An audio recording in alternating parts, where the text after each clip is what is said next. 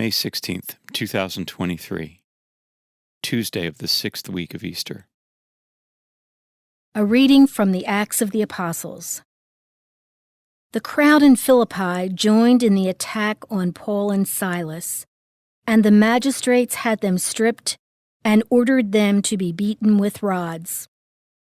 After inflicting many blows on them, they threw them into prison, and instructed the jailer to guard them securely. When he received these instructions, he put them in the innermost cell and secured their feet to a stake. About midnight, while Paul and Silas were praying and singing hymns to God as the prisoners listened, there was suddenly such a severe earthquake that the foundations of the jail shook, all the doors flew open, and the chains of all were pulled loose. When the jailer woke up and saw the prison doors wide open, he drew his sword and was about to kill himself, thinking that the prisoners had escaped. But Paul shouted out in a loud voice, "Do no harm to yourself. We are all here." He asked for a light and rushed in, and trembling with fear, he fell down before Paul and Silas.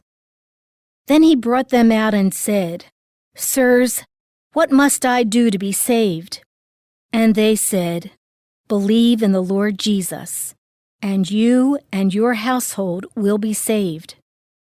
So they spoke the word of the Lord to him and to everyone in his house. He took them in at that hour of the night and bathed their wounds. Then he and all his family were baptized at once. He brought them up into his house and provided a meal, and with his household rejoiced at having come to faith in God. The word of the Lord. The responsorial psalm. The response is, "Your right hand saves me, O Lord." I will give thanks to you, O Lord, with all my heart, for you have heard the words of my mouth. In the presence of the angels, I will sing your praise. I will worship at your holy temple and give thanks to your name. Your right hand saves me, O Lord. Because of your kindness and your truth, you have made great above all things your name and your promise. When I called, you answered me. You built up strength within me. Your right hand saves me, O Lord. Your right hand saves me. The Lord will complete what he has done for me. Your kindness, O Lord, endures forever. Forsake not the work of your hands. Your right hand saves me, O Lord. A reading from the Holy Gospel according to John. Jesus said to his disciples, "Now I am going to the one who sent me, and not one of you asks me, 'Where are you going?' But because I told you this, grief has filled your hearts. But I tell you the truth. It is better for you that I go.